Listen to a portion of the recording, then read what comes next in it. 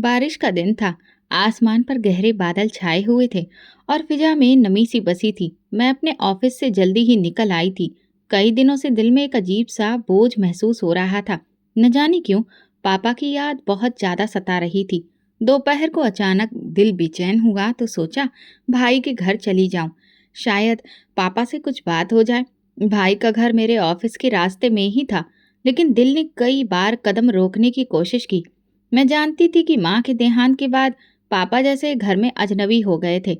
नई जनरेशन की अपनी सोच और उनकी बातें पापा के दिल से मेल नहीं खाती थी। भाभी भी कुछ खास मिजाज की नहीं थी। पापा का जिक्र आता तो उनके माथे पर बल पड़ जाते। दरवाज़ा खटखटाया तो भाभी ने दरवाज़ा खोला और हमेशा की तरह उनके चेहरे पर बनावटी मुस्कुराहट थी। अरे आप आइए, पापा घर पर हैं, ज़रा मिलने आई थी। भाभी ने हल्की सी हंसी हंसते हुए कहा, वो तो अपने किसी पुराने दोस्त के यहाँ गए हैं, शायद आज रात वहीं रुकेंगे। मेरे दिल को शांति नहीं पड़ी। मैं दरवाजे की चौखट पर खड़ी रही। कुछ ठीक नहीं लग रहा था। मैं जाने का इशारा कर ही रही थी कि ऊपर की मंजिल से खांसी की धीमी सी आवाज आई।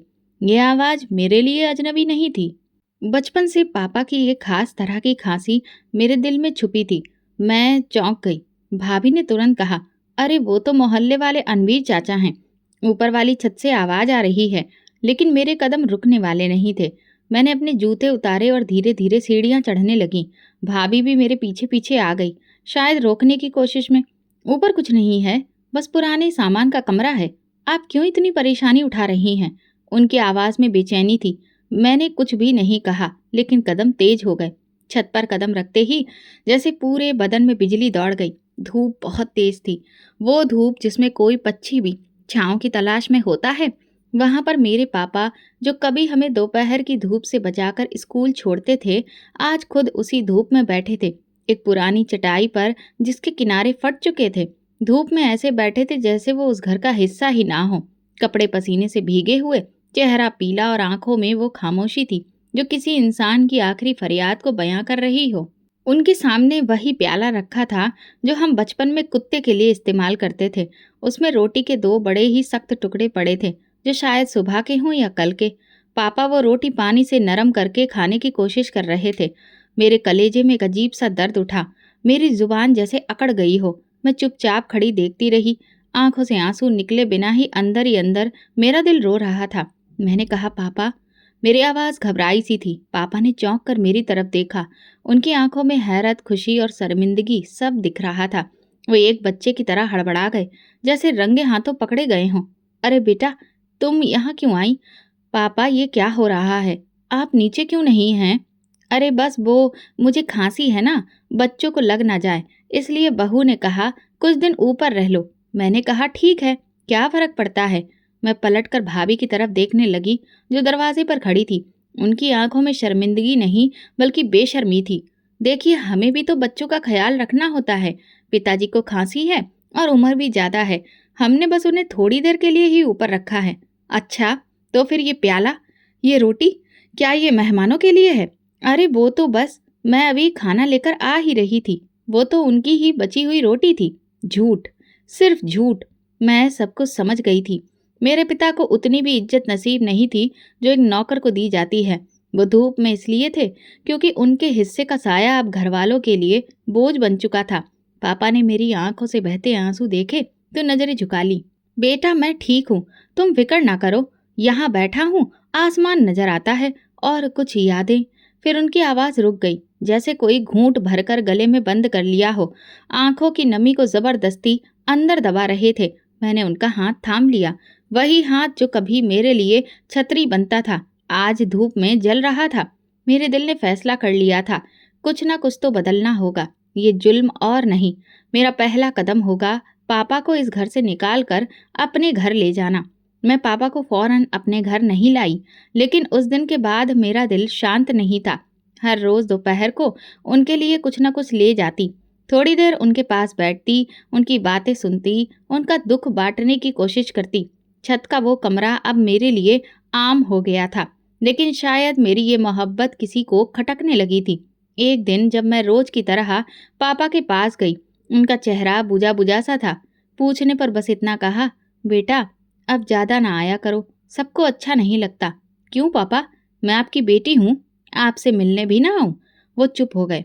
उनकी आंखों में एक ऐसी घबराहट थी जो किसी आने वाले तूफान की चेतावनी दे रही हो। उसी शाम जब मैं नीचे आ रही थी तो सीढ़ियों के मोड़ पर अचानक भाभी की आवाज़ सुनाई दी। वो अपने फ़ोन पर किसी से बात कर रही थी। उनकी आवाज़ काफ़ी बुलंद थी। हाँ, मैंने कई बार देखा है, वो मुझे अजीब नज़र से देखते हैं। उम्र हो गई है मगर नीयत पर शक है। अब बहाने बहाने से ऊपर बुलाते हैं, कभी अपनी मनवाते हैं तो कभी कुछ और। मेरे कदम वहीं रुक गए। मेरी आंखें खुली की खुली रह गईं। क्या ये मेरे पिता के लिए कह रही है? क्या वाकई ऐसा इल्ज़ाम लगा रही है? मैं आगे बढ़कर उनके सामने आ गई। आप मेरे पापा पर इल्ज़ाम लगा रही हैं? भाभी चौंक गई मगर जल्दी ही संभल गई। मैं इल्ज़ाम नहीं लगा रही, बस वो मुझे अजीब नज़र से देखते हैं। मेरे दिल को अच्छा नहीं लगता। और तुम तो रोज़ उनके पास जाती हो। तुम्हें तो अंदाज़ा होना चाहिए। वो तुम्हारे ससुर हैं, तुम्हें शर्म नहीं आती? मैं गुस्से से चिल्लाई। इसी पल भाई आ गया। उनके चेहरे पर शक और संजीदगी का साया था। क्या हो रहा है यहाँ? भाभी उनके पास गई और आंखों में नमी लाकर बोली, मैंने कुछ नहीं कहा, सिर्फ बताया कि मुझे अजीब महसूस होता है। पापा पहले जैसे नहीं रहे। भाई ने मेरी तरफ देखा और बिना किसी सवाल के बोले, अगर तुम्हें कुछ अजीब लग रहा है तो मैं बात करूंगा। मैं पापा से पूछूंगा। क्या मतलब है तुम्हारा? तुम अपनी बीवी के सिर्फ एहसास होने पर ही मेरे पापा पर इल्जाम लगा रहे हो? मेरी आवाज़ तेज हो गई। भाई चुप रहा और यही खामोशी मेरे दिल पर एक करारा निशान छोड़ गई। मैं समझ गई थी कि घर की दीवारें पहले ही झूठ की बुनियाद पर हिलने लगी हैं और अब उनमें दरारें भी पड़ने वाली हैं। सुबह की रोशनी भी पूरी तरह फैली नहीं थी कि मेरे फ़ोन की घंटी बजी। भाई का नंबर था। दिल बेवजह धड़कने लगा। कॉल उठाई तो पीछे से शोर सुनाई दिया। बस बहुत हो गया, अब मैं और बर्दाश्त नहीं कर सकता। ये भाई की आवाज़ थी, गुस्से में तनी हुई। क्या हुआ? सब ठीक तो है? आकर खुद देख लो। फिर कॉल कट गई। मैं तेज कदमों से भाई के घर पहुंची। दरवाज़ा खुला हुआ था। आंगन में मोहल्ले की कुछ औरतें जमा थीं। सबकी आंखों में सवाल थे और चेहरे पर हैरानी। अंदर पहुंची तो देखा, पापा दरवाजे के बाहर जमीन पर गिरे हुए थे। उनके कपड़े मिट्टी से सने थे, चेहरा लाल था और आंखों में अजीब सा खालीपन था, जो किसी तूफान के बाद की तबाही जैसा होता है। मेरे कांपते कदम वहीं थम गए। पापा, मेरी आवाज़ नहीं निकल सकी, सिर्फ आंखों से आंसू बह निकले। उन्होंने मेरी तरफ देखा। चेहरा घबराया हुआ था, होंठ सूखे थे और आवाज़ में वो दर्द था जो हर सच्चे पिता के दिल में तब आता है जब औलाद दहेज के कारण धक्के देकर निकाल दे। बेटा, मैंने कुछ नहीं किया, वो मुझे चप्पल से मारती थी। ये कहते ही उनका सिर मेरे कंधे पर झुक गया। मैं हक्का बक्का रह गई। ये शब्द मेरे दिल में तीर बनकर चुभ गए। क्या कहा आपने? भाभी ने मारा? पापा की आंखों से आंसू निकलकर मेरे दुपट्टे में समा गए। इतने में भाई बाहर आया, चेहरे पर कठोरता, आंखों में नफरत। जो इन्हें रखना है तो अब ले जाओ, इस घर में इनकी कोई जगह नहीं। क्या बात कर रहे हो भाई? ये पापा हैं हमारे, जिन्होंने हमें पाला, हमारे लिए अपनी जिंदगी कुर्बान की, तुम्हारे लिए भी की। हाँ किया था, लेकिन अब ये वैसे नहीं रहे। ये तुम्हें भी गलत नज़र से देखते हैं और मेरी बीवी को भी। मैं अपनी इज्जत के साथ समझौता नहीं कर सकता। भाई जरा शर्म करो। अपनी पत्नी के चंद झूठे शब्दों पर अपने पिता पर इल्जाम लगा रहे हो और खुद को उनका बेटा कहते हो। भाई ने मेरी तरफ देखा और शायद पहली बार मेरी आंखों में वो नफरत देखी जो आज तक मैंने खुद पर ही सह ली थी। लेकिन अब बात मेरे पापा की इज्जत की थी। पापा के हाथ मेरे हाथों में कांप रहे थे। उन्होंने धीरे से कहा, मुझे तुम्हारे पास रहना है बेटा, मैं अब यहाँ नहीं रह सकता।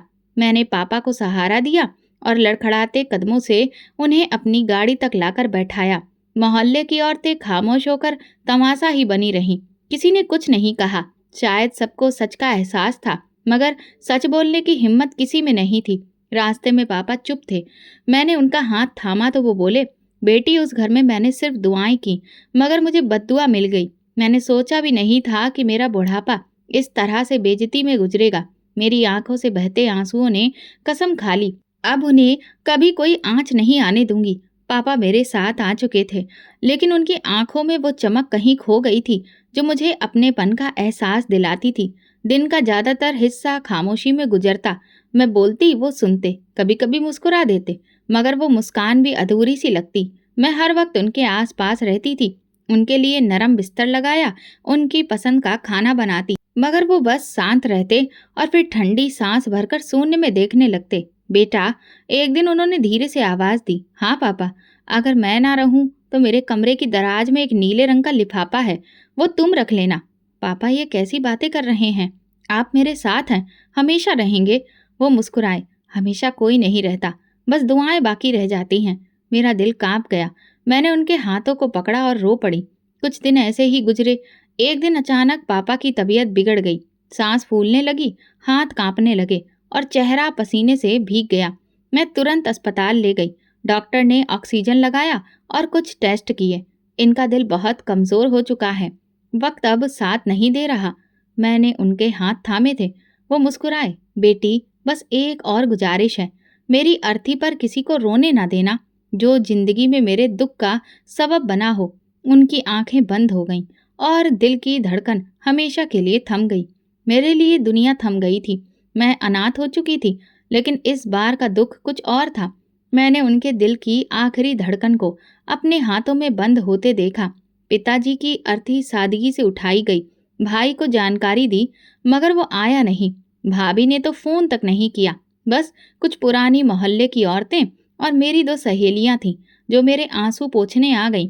3 दिन बाद मुझे पापा की कही बात याद आई। मैंने नीला लिफाफा निकाला। वो एक वसीयत थी। साफ शब्दों में लिखा था, मैं रमेश चंद्र शर्मा अपने पूरे होशो हवास में अपनी सारी संपत्ति व जायदाद अपनी बेटी के नाम पर करता हूँ, जो मेरे दुख दर्द में मेरे साथ खड़ी रही। जब बेटा अजनबी हो गया, नीचे उनके हस्ताक्षर थे। गवाह के तौर पर पुराने मोहल्ले के 2 बुजुर्गों के नाम थे। मुझे कभी भी दौलत की चाह नहीं थी, ना मैंने पापा से कुछ मांगा। लेकिन ये वसीयत सिर्फ जायदाद का कागज नहीं था, ये मेरे पिता का भरोसा, उनका प्यार और मेरी वफादारी का इनाम था। मैंने वो नीला लिफाफा सीने से लगा लिया और आंसुओं को कागज पर गिरने दिया। ये पल मेरी जिंदगी का सबसे बड़ा इम्तिहान था। दुनिया ने पिता को ठुकरा दिया, लेकिन उन्होंने दुनिया को दिखा दिया कि सच का साथ देने वालों को भगवान कभी अकेला नहीं छोड़ता। पिताजी के जाने के बाद घर का हर कोना उनकी यादों से भरा था। 3 दिन बीत चुके थे। चौथे दिन मैंने हिम्मत करके भाई को फोन किया, पापा चले गए, तुम्हें खबर भी ना हुई? वो चुप रहा। तुम्हें अफसोस भी नहीं? मैंने पूछा। मुझे कुछ भी समझ में नहीं आ रहा, कहकर फोन काट दिया। रात के सन्नाटे में अचानक कुछ आहट हुई। मैं चौंक कर जागी, घड़ी देखी, रात के 2 बजे थे। दरवाजे के बाहर आंगन में कुछ साया सा हिलता नजर आया। मैं दबे पांव खिड़की के पास गई। पर्दा हटाया तो दिल धक से रह गया। 2 आदमी थे और उनके साथ भाभी। हाथ में एक बैग था, चेहरा चादर से ढका हुआ। वो घर के पिछले दरवाजे से अंदर दाखिल हुई। मेरी सांसें रुक गईं। मैं छिपी रही। मामला अजीब लग रहा था। 15 मिनट बाद वो पापा के कमरे की ओर बढ़े। उनका मकसद साफ था। जब लौटे तो हाथ में एक फोल्डर था। अगली सुबह मैंने रामलाल चाचा से बात की, जो कि शमशान घाट के मैनेजर भी हैं। उन्होंने जो बताया वो खौफनाक था। बेटी, जब तुम अपने पिता को अंतिम विदाई देकर गईं, उसी शाम 2 लोग आए। कहने लगे, हम भी इनके रिश्तेदार हैं। जब मैं थोड़ी देर के लिए दूसरी तरफ गया और लौटा तो देखा कि वो तुम्हारे पापा की लाश से अंगूठा काट रहे थे। तब तक शरीर पूरा जला नहीं था। मैं उन्हें पकड़ न सका, वे भाग गए। अब मुझे सब समझ आ गया। वो फोल्डर, वो चोरी सब जाली दस्तावेजों के लिए था। भाभी ने पापा के साथ भयानक कृत्य किया था। मैंने अपनी वकील सहेली से रजिस्ट्री ऑफिस से जानकारी निकलवाई। शाम तक पता चल गया, पापा की संपत्ति अब उनके पोते पोतियों के नाम पर कर दी गई थी। अंगूठे के निशान असली लग रहे थे। मेरी आंखों के सामने अंधेरा छा गया। ये वही भाई था जो मेरी गुड़िया के लिए पूरा बाजार छान आता था, और अब वही अपनी पत्नी के हाथों की कठपुतली बनकर अपने पिता के साथ ऐसा भयानक काम कर बैठा था। मैंने वो नीला लिफाफा निकाला। असली वसीयत तो मेरे पास थी। अब वक्त था इंसाफ की जंग अदालत में लड़ने का। पिताजी के गुजरने के कुछ और दिन बीत गए। फिर भाई का फोन आया, हमें बात करनी है, तुम आ सकती हो। मैं अच्छे से जानती थी कि बात किस बारे में होगी। मेरी उंगलियां उस नीले लिफाफे की तरफ बढ़ीं जो पापा ने अपनी मौत से पहले मुझे दिया था, मगर दिल कह रहा था कि अभी नहीं, अभी सब्र करो। जब मैं भाई के घर पहुंची तो भाभी ड्राइंग रूम में पहले से ही बैठी थी। चेहरे पर पहले के मुकाबले आज कुछ ज्यादा ही नमी और आंखों में अजीब सी चमक थी, जैसे कि कामयाबी का नशा चढ़ा हो। भाई ने कुछ फॉर्मेलिटीज करने के बाद सीधा बात शुरू की। हमें रजिस्ट्री के कागजात अपडेट करवाने हैं। पापा ने अपनी जिंदगी में ही वसीयत लिखी थी, जिसके मुताबिक उनकी सारी जायदाद पोते पोतियों के नाम पर है। मेरे लबों पर एक शब्द बना। दिल चाहा कि मैं वो असली वसीयत निकाल कर उनके मुंह पर मार दूं और चिल्लाकर कहूं कि तुम लोग झूठे हो और हद से ज्यादा मक्कार गिरे हुए। मगर मेरी जुबान गूंगी हो गई थी। भाई ने कुछ पल मेरी खामोशी को देखा, फिर कहा, हम चाहते हैं कि सब सुकून से हो, कोई झगड़ा ना हो। आखिर तुम अकेली हो तो पापा ने कुछ दिया होगा दिल से। मैंने उनकी बात पर बस नजरें झुका ली। भाभी ने धीमे अंदाज में ताने का खंजर घोंपा। पापा भी जानते थे कि बेटे ही वंश बढ़ाते हैं, इसीलिए उन्होंने बच्चों को हक दिया। मेरे दिल में दर्द की एक लहर उठी, मगर मैं फिर भी चुप रही। पापा के आखिरी पल याद आए, उनकी बातों में छुपी वो बेबसी और वो बात, बेटी मेरे जाने के बाद ये लिफाफा संभालना। भाई ने मेज पर कुछ कागजात रखे और कहा, ये साइन की गई कॉपियां हैं, तुम भी इन पर साइन कर दो ताकि प्रोसेसिंग पूरी हो जाए। मेरे हाथ कांपने लगे। कागजात देखे तो जाली दस्तखत और अंगूठे के निशान उस पर छपे थे। मैं सब समझ चुकी थी, मगर चेहरे पर कोई भी भाव आने नहीं दिया। मैंने दस्तखत नहीं किए, बस धीरे से कहा, मुझे सोचने दो। भाभी फौरन बोली, सोचने की क्या बात है, सब कुछ साफ है, और अगर पापा ने तुम्हें कुछ देना होता तो वो भी लिख कर जाते। मैंने उठकर कहा, आपने उनका दिल पढ़ा था या फिर वसीयत? ये बात कहकर मैं उठी और दरवाजे की तरफ बढ़ गई। घर वापस आई तो आंखों से आंसू रुकने का नाम नहीं ले रहे थे। मैं जानती थी कि झूठ जीत गया है फिलहाल, मगर मैं भी अपने पापा की बेटी हूँ, जो चुप तो हो सकती है मगर कमजोर नहीं। उस रात नींद नहीं आई। मैं बार बार वो लिफाफा खोलती और पढ़ती, और पापा के दस्तखत को उंगलियों से छूती, जैसे कि उनका हाथ थाम लिया हो। अब पापा का इंसाफ सिर्फ वसीयत से नहीं, मेरे अंजाम से होगा। 40 दिन बीत चुके थे। पापा की जुदाई ने जैसे मेरे शरीर से आत्मा को खींच लिया हो। हर दिन उनके बिना अधूरा सा गुजरा था। मैं खुद को संभालने की कोशिश कर रही थी। किचन में काम करती, हाथों से खाना बनाती, और दिल में हर वक्त उनकी यादें तैरती रहती। कुछ दिनों के बाद मोहल्ले की औरतें आना शुरू हो गईं। आंगन में कालीन बिछाई गई। खाने पीने की खुशबू फैलने लगी। हर चेहरे पर शोक की लहरें थीं, मगर कुछ आंखों में तंज भी साफ दिखाई देता था। किचन के कोने में बैठी एक पुरानी मौसी, जो मोहल्ले में बरसों से रहती थी, मेरी तरफ झुककर बोली, बेटा, मुझे एक बात कहनी है, शायद तुम्हें पता ना हो। मैंने उनकी तरफ हैरत से देखा। वो धीरे से बोली, तुम्हारे पापा अक्सर छत के कमरे में जाया करते थे। हम औरतें ऊपर कपड़े डालने जाती तो देखा कि वो कुछ लिख रहे होते या कभी कोई चीज छुपा रहे होते। मेरी सांसें रुक गईं। क्या चीज? आपने देखी है? क्या था? नहीं बेटा, हमने कभी पूछने की हिम्मत नहीं की, मगर एक दिन वो मेरे पति से कह रहे थे कि जो असली खजाना है वो ना कागज है ना पैसा, वो वहां पर छुपा है, वहां जहां धूप में भी कोई उसे छू ना सके। मेरे दिल में अजीब सी लहर दौड़ गई। क्या वाकई पापा ने कुछ छुपाया था छत के कमरे में? मैंने दिल में सोचा, शायद वो कुछ यादें हो या फिर पापा की लिखी हुई डायरी। ये मुमकिन है, वो असली खजाना या कुछ और। भाभी जो करीब बैठी थी, मौसी की बातें सुन चुकी थी। उनके चेहरे पर फौरन बेचैनी और घबराहट छा गई। वो फौरन रोटियां लेकर अंदर चली गई। सब इंतजाम खत्म होते ही मैं सीधा कमरे में गई और पुराना संदूक निकाला, जिसमें पापा की पुरानी चीजें थीं। एक पुरानी चाबी भी मिली, जिस पर लिखा था, ऊपर का कमरा राजदार है। दिल की धड़कन तेज हो गई। मैंने फैसला कर लिया, आज रात छत पर जाकर देखूंगी कि वहां क्या है। लेकिन भाभी भी तेज निकली। रात के सन्नाटे में वो मुझसे पहले कमरे में पहुंच चुकी थी। उनके हाथ में एक छोटी सी टॉर्च थी और चेहरे पर एक अजीब सी बेचैनी, जैसे कि कोई खजाना ढूंढने निकला हो। उनके कदमों में बहुत जल्दबाजी थी, आंखों में लालच की चमक। छत के कमरे का ताला वो पहले ही दिन किसी बहाने से चाबी लेकर खोल चुकी थी। दरवाजा धीरे से खोला और टॉर्च की रोशनी में कमरे का जायजा लेना शुरू किया। भाभी ने जल्दी जल्दी वो सब चीजें उलट पलट करना शुरू कर दिया। एक एक कपड़े को चेक किया, हर डिब्बे को खोला, यहाँ तक कि दीवारों पर लगी पुरानी कीलों को भी उन्होंने हाथ मार मार कर देखा, मगर जो वो चाहती थी वो वहां नहीं मिला। कहाँ छुपाया है? जरूर जेवर है या जमीन के ओरिजिनल कागजात। सब कह रहे थे कि उन्होंने कुछ छुपाया है। वो बूढ़ा अजब तमाशा बनाकर चला गया है। वक्त जैसे ठहर गया हो। भाभी के माथे पर पसीना आ गया, मगर हार मानना उनकी फितरत में नहीं था। उन्होंने पुराने संदूक को खोला। उसकी तह में कुछ पुरानी चादरें थीं। एक के नीचे लकड़ी का एक छोटा सा डिब्बा मिला। उन्होंने जल्दी से उठाया, खोला तो अंदर सिर्फ कुछ पुराने सिक्के, एक जंग लगे कंगन और चंद्र अंगूठियां, जो शायद माँ के दहेज की बची कुची चीजें थीं। उनके चेहरे पर मायूसी छा गई। वो चीज जिसकी उन्हें तलाश थी, वो नहीं मिली। इसी दौरान अचानक एक लकड़ी के टुकड़े से उनका पांव टकराया और उन्हें एक अलमारी नुमा हिस्सा नजर आया, जिस पर मिट्टी की मोटी परत जमा थी। उन्होंने कपड़ा मारकर साफ किया और दरवाजा खोला, मगर अंदर सिर्फ सास ससुर के कुछ पुराने बिल, जमीन के नक्शे और सरकारी खेत के टुकड़े थे, जो अब बेकार हो चुके थे। भाभी का चेहरा साफ बता रहा था कि वो बुरी तरह से मायूस हो चुकी हैं। उन्होंने सब कुछ समेटा, मगर जाते जाते पापा की तस्वीर को देखकर लम्हा भर के लिए रुक गईं। उनकी नजरें तस्वीर से उलझ गईं, जैसे वो कुछ कहना चाहती हो, कुछ पूछना चाहती हो। क्या वाकई तुमने कुछ छुपाया था, या ये सब बस एक भरम था?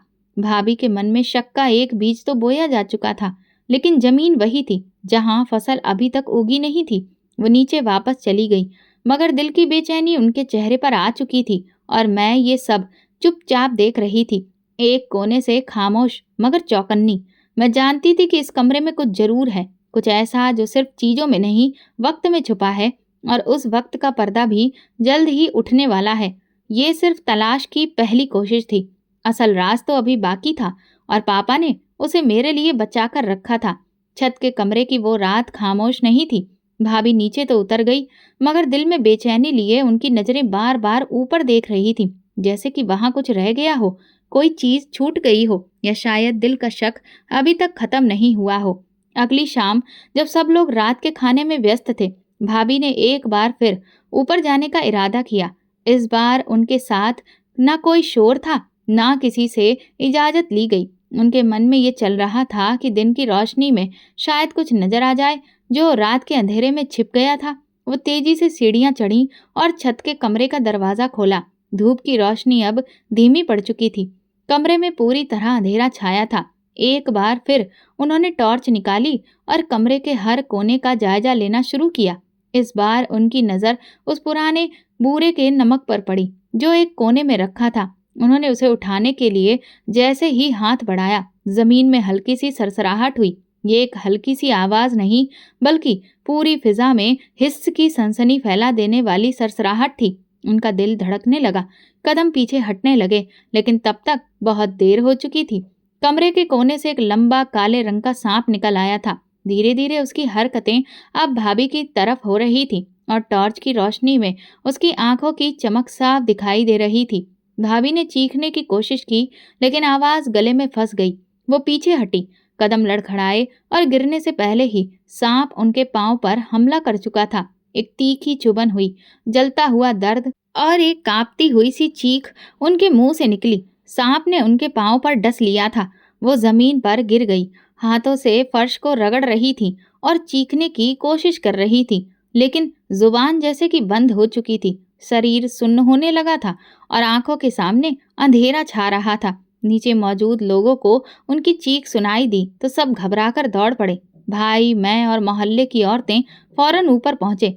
मंजर देखकर सबके चेहरे सफेद हो गए। भाभी जमीन पर तड़प रही थी, चेहरा सफेद और सांस उखड़ी हुई। भाई ने एम्बुलेंस के लिए कॉल की। सिर्फ 10 मिनट में हम अस्पताल पहुंच चुके थे, मगर डॉक्टर का चेहरा बता रहा था कि जहर शरीर में काफी फैल चुका है। हम पूरी कोशिश कर रहे हैं, डॉक्टर ने कहा, लेकिन जहर काफी खतरनाक था। भाई की आंखों में खौफ छा चुका था। भाभी का हाथ उनके हाथ में था, और पहली बार मैंने उनके चेहरे पर सच में परेशानी देखी। वही भाई जो कभी अपने बाप को घर से झुकाने में, निकालने में एक पल भी नहीं लगाया था, आज अपनी पत्नी को तड़पते देखकर टूट रहा था। रात भर हम अस्पताल में रहे। भाभी की हालत बिगड़ती गई। कभी उनकी आंखें बंद होती, तो कभी वो पागलों की तरह बड़बड़ाती, कमरा, छत, खजाना मुझे मिलेगा, सब कुछ मेरा है। मैं खामोशी से उनकी बातें सुन रही थी। अब तो ये बात साफ हो चुकी थी कि लालच इंसान को कहां से कहां ले जा सकता है। भाभी की हालत अब बहुत ज्यादा नाजुक थी। डॉक्टर ने कहा, अगर जहर ने और अधिक हिस्सों पर असर किया तो ये जानलेवा हो सकता है। मेरे कदम जैसे जमीन में गड़ गए। आंखों के सामने वो पल घूमने लगे जब पापा को इसी औरत ने चप्पल से मारा था, और आज वही औरत जमीन पर बेबस पड़ी पल पल की भीख मांग रही थी। कहा जाता है ना, बद्दुआएं सीधी ऊपर जाती हैं और खाली नहीं लौटती। अब ये हकीकत मेरे सामने जिंदा मिसाल बन चुकी थी। भाभी बिस्तर पर चुपचाप पड़ी थी, चेहरे का रंग सफेद, आंखें खुली मगर बेजान। उनकी एक आंख के कोने से आंसू बह रहा था और दायां हिस्सा बिल्कुल सुन्न था। दायां बाजू, टांग और चेहरे का दायां हिस्सा भी जैसे बेकार हो चुका था। डॉक्टर ने हमें एक तरफ ले जाकर कहा, जहर का असर शरीर के कई हिस्सों पर पड़ा है। आपकी भाभी को पक्षाघात हो चुका है और बदकिस्मती से उनका दायां हिस्सा पूरी तरह से पैरालाइज हो चुका है। बाएं तरफ का चेहरा भी प्रभावित हुआ है। मेरा भाई ये सब सुनकर कुर्सी पर जैसे गिर सा गया। क्या ये कभी ठीक हो सकती है? डॉक्टर ने कहा, उम्मीद है कि वक्त के साथ धीरे धीरे कुछ सुधार हो, मगर पूरी तरह से ठीक होना अब मुश्किल है। होश में है मगर शरीर का एक हिस्सा अब उनके साथ नहीं देगा। मैं कमरे के अंदर दाखिल हुई तो भाभी ने मेरी तरफ देखा। उनकी आंखों में कई जज्बात एक एक करके उभरते चले गए। पछतावा, शर्मिंदगी, दर्द और शायद वो शब्द जो अब जुबान से बाहर नहीं निकल सकते थे। आपकी तबीयत कैसी है? मैंने नरमी से पूछा, मगर जवाब में सिर्फ खामोशी मिली। वो बोलना चाहती थी, कुछ कहना चाहती थी, मगर चेहरा अब हरकत करने के काबिल नहीं बचा था। सिर्फ आंखों से आंसू बहते रहे। मैं उनके पास बैठकर उनका हाथ थामे रही। वही हाथ जो कभी मेरे बाप पर उठा था, आज वही हाथ बेजान पड़ा था। कमरे में पूरी तरह खामोशी छाई थी। भाई एक कोने में खड़ा था, नजरें झुकाए और शायद अंदर ही अंदर टूट रहा था। वक्त का पहिया घूम चुका था और इंसाफ की सीढ़ियां चढ़ी जा चुकी थी, मगर दिल कहता था कि ये कहानी अभी खत्म नहीं हुई है। ये तो सिर्फ इंसाफ होने का पहला आगाज था। भाभी की बीमारी के बाद घर का माहौल तेजी से बदलने लगा। भाई जो कभी उनके लिए आसमान से तारे तोड़ने को तैयार थे, अब बस फॉर्मेलिटी के लिए अस्पताल आते थे, हालचाल पूछते और चले जाते। कुछ हफ्तों बाद भाभी को वापस घर के लिए डिस्चार्ज कर दिया गया, लेकिन वही छत का कमरा जहां कभी मेरे पापा को धूप में बिठाया गया था, अब भाभी के लिए खोल दिया गया। उनका बिस्तर एक पुराने पंखे के नीचे लगा दिया गया। वही पुराना प्याला जो पापा के वक्त इस्तेमाल होता था, अब उनके सामने रखा गया। सारा दिन वो छत पर खामोशी से लेटी रहती और शाम को नौकरानी जाकर खाने का एक निवाला उनके मुंह में डालती। उनके लबों पर अब कोई आवाज नहीं थी, सिर्फ आंखों में नमी बची थी। कुछ दिन के बाद एक और खबर ने दिल को झकझोर दिया। भाई ने दूसरी शादी कर ली। नई दुल्हन बहुत ही खूबसूरत, जवान और नाजुक सी थी। जो बच्चे पहले भाभी की गोद में खेला करते थे, अब अपनी नई माँ के रंग में रंगने लगे थे। बड़ी बेटी ने तो अपनी माँ से बात करना भी छोड़ दिया था और बेटा अब नाराज सा रहने लगा था, अपनी माँ से दूर। नई माँ ने जल्दी ही घर पर अपनी पकड़ मजबूत कर ली और बच्चों को भी भाभी से दूर कर दिया। अक्सर सुना जाता है, माँ बीमार है, उनसे बदबू आती है, हमें उनके कमरे में नहीं जाना। वही बच्चे जिनके लिए कभी भाभी ने दुनिया से लड़ाई की थी और अपने ससुर के साथ ऐसा सुलूक किया था, आज उनकी ही बीमारी से शर्मिंदा होकर मुंह छुपाते फिर रहे थे। एक दिन मैं उनके पास गई, उनके बिस्तर के पास बैठकर हाथ थामा तो उन्होंने बहुत ही मुश्किल से आंखें खोली। उनके चेहरे पर कोई शिकवा नहीं था, बस एक वीरानी छाई थी। मैंने नरमी से कहा, याद है जब आपने कहा था पापा की मौजूदगी बच्चों के लिए खतरा है? आज आपको उन बच्चों से खतरा नहीं लगता? वो बोल नहीं सकी, सिर्फ आंखों के कोने से आंसू बह निकले। अब भाई की नई बीवी घर की मालकिन बन चुकी थी और भाभी अब सिर्फ एक साया थी, एक बोझ, एक ऐसा वजूद जिसे सब भुला देना चाहते थे। मगर मैं नहीं भूली थी। मैं हर पल पापा की तस्वीर अपने दिल में सजा कर रखती और हर रोज छत की तरफ देखकर महसूस करती थी, ये जो वक्त था, ये वो पल था जहां वक्त ने इंसाफ का दामन थामा है और अभी बहुत कुछ बाकी है। एक दिन नौकरानी खाना लेकर छत पर जाती हुई लापरवाही से बोली, खाना नीचे गिर गया था, मैं उसे पुराने प्याले में रख के लाई हूँ जो पापा के वक्त में इस्तेमाल होता था। मैं चौंक गई।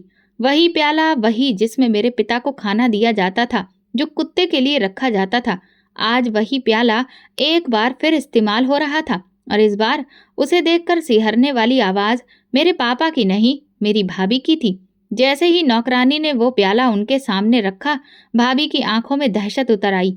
उनका पूरा शरीर थरथराने लगा।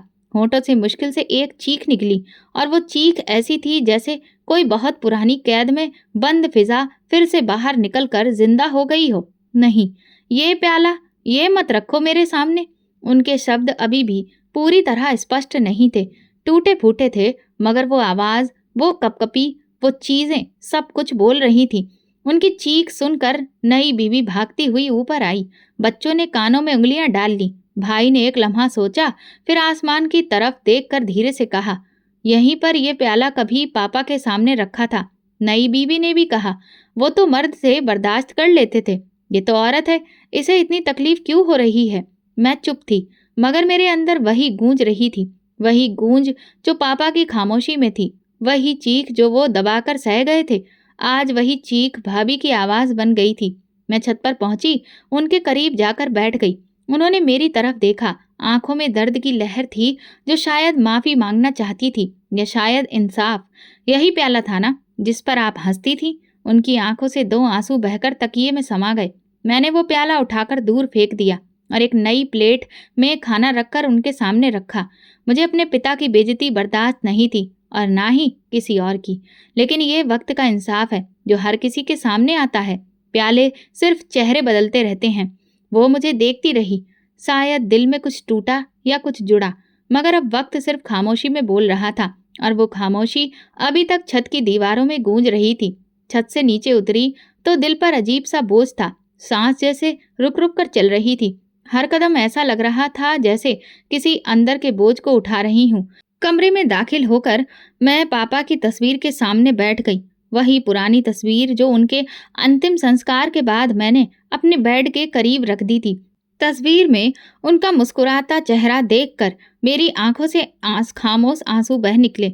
मैंने अपने हाथ जोड़े और दिल में कहा, हे भगवान, मेरे पापा का बदला पूरा हो गया। ये दुआ नहीं थी, एक दर्द भरी प्रार्थना थी। जो जख्म सहा था उसकी राहत थी।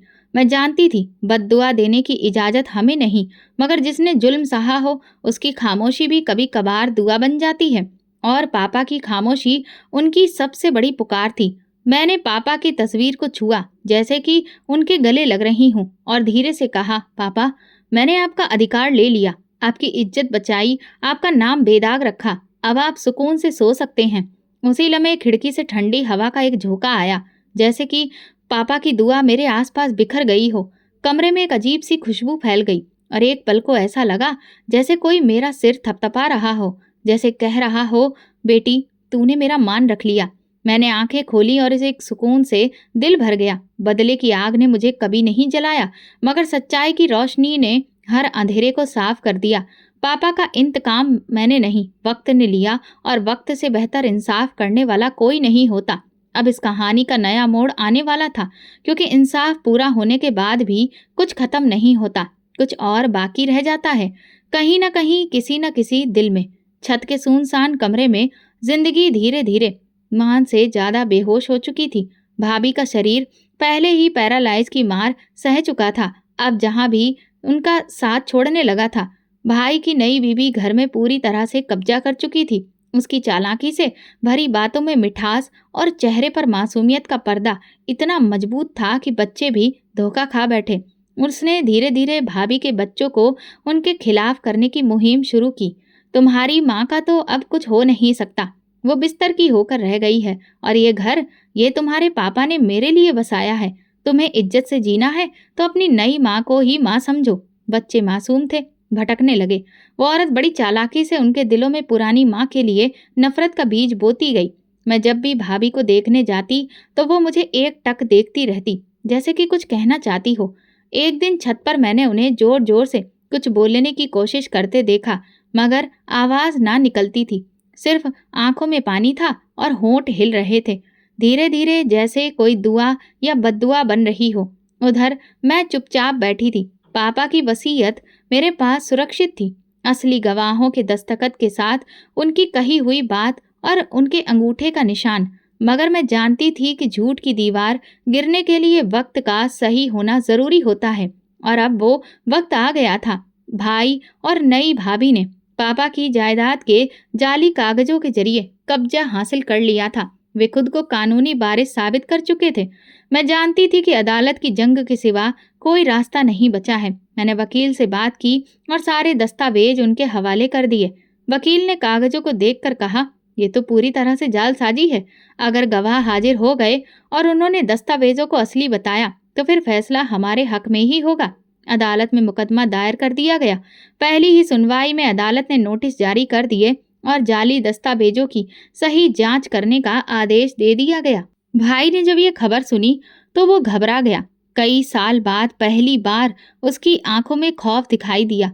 नई बीवी ने उसे भड़काया, ये सब तुम्हारी बहन का प्लान है। वो तुम्हें जायदाद से बेदखल करना चाहती है। लेकिन मैं तो किसी का हिस्सा नहीं मांग रही थी। मैं सिर्फ इंसाफ मांग रही थी, पापा की इज्जत का, उनके आखिरी फैसले का। कुछ दिनों बाद अदालत में पेशी थी। मैंने सारे सबूत तैयार किए, गवाहों से बात की और पापा के शब्दों को दिल में दोहराया। मैं अदालत के कमरे में दाखिल हुई। ये सिर्फ कागजों की जंग नहीं थी, ये उस वक्त की गवाही थी जो पापा ने छत पर गुजारी थी। वो तन्हाई जो उन्होंने सही थी, वो मुश्किलें जो उन पर लादी गई थी।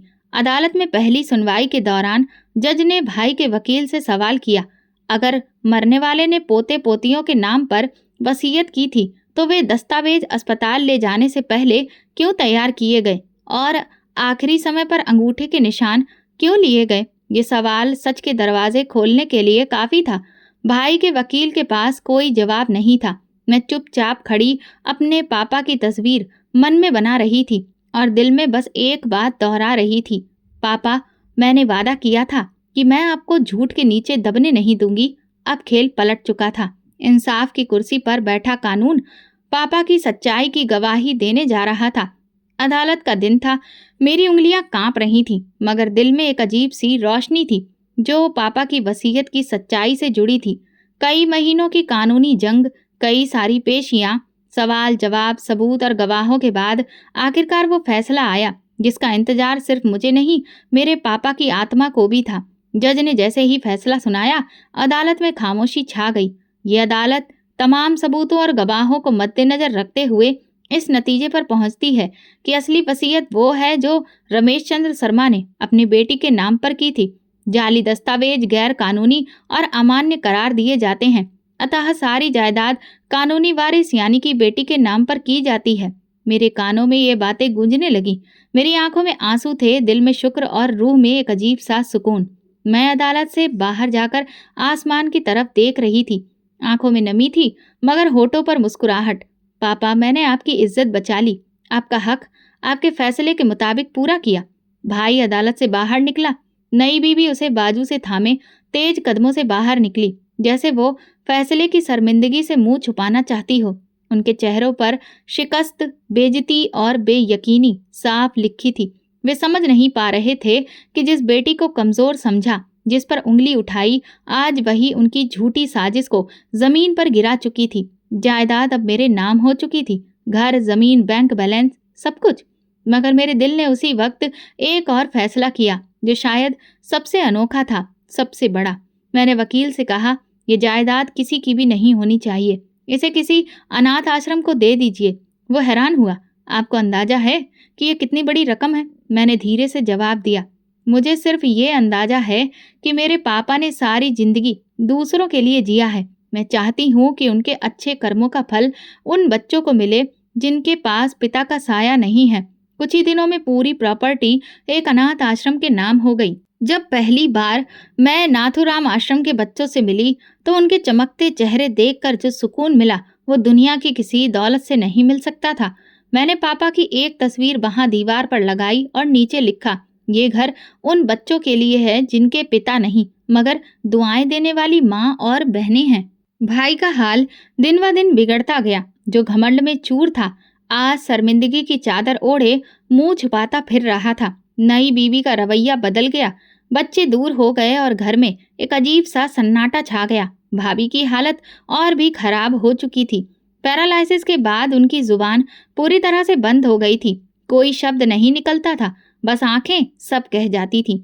मैं एक दिन उनके पास गई। वो थकी हुई, मुरझाई सी चुपचाप पड़ी थी। मैंने उनके हाथ पर अपना हाथ रखा, जो बेजान सा महसूस हुआ। उन्होंने मेरी तरफ देखा और आंखों से आंसू बहने लगे। ना अब वो माफी मांग सकती थी, न सफाई दे सकती थी, मगर उनकी आंखों में दुख और पश्चाताप साफ दिखता था। मैंने धीरे से कहा, मैंने आपसे बदला नहीं लिया, मैंने बस इंसाफ किया है। वो लगातार मुझे देखती रही। शायद वो पल, वो बात उनके दिल में कुछ ठंडक दे गया, या शायद तकलीफ और गहरा कर गया। मैं उठी, आसमान की तरफ देखा और सोचा, ये वक्त का इंसाफ था जो पूरा हो चुका है।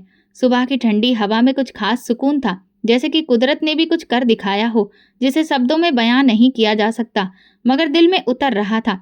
मैं सफेद दुपट्टा ओढ़े, सिर झुकाए उस जगह की ओर बढ़ रही थी जहां मैंने अपने पापा की अस्थियां विसर्जित की थी और जहां उनके साथ आखिरी लम्हे बिताए थे।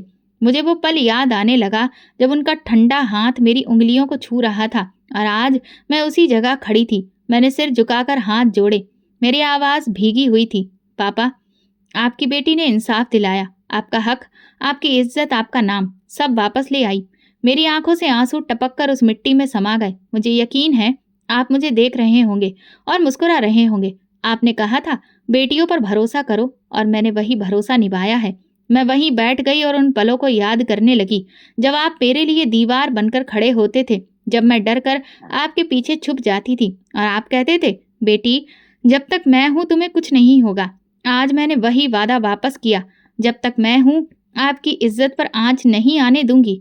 सूरज की किरणें अब नरम हो चुकी थीं, जैसे वो भी उस बेटी को सलाम कर रही हो जिसने अपने पापा के नाम को इंसाफ दिलाया था। दिन बीते, महीने बीते, साल बीते, और जिंदगी धीरे धीरे अपने रास्ते पर आ गई। मगर वो सब कुछ जो उस वक्त गुजरा था, मेरी आत्मा का हिस्सा बन चुका था। भाई अकेला हो गया था, नई बीवी छोड़ गई और बच्चे नफरत में पले। भाभी अब भी जिंदा थी, मगर एक बेजान शरीर की तरह। कभी कभी लगता वो अपनी आंखों से मुझसे माफी मांग रही है, मगर अब बहुत देर हो चुकी थी।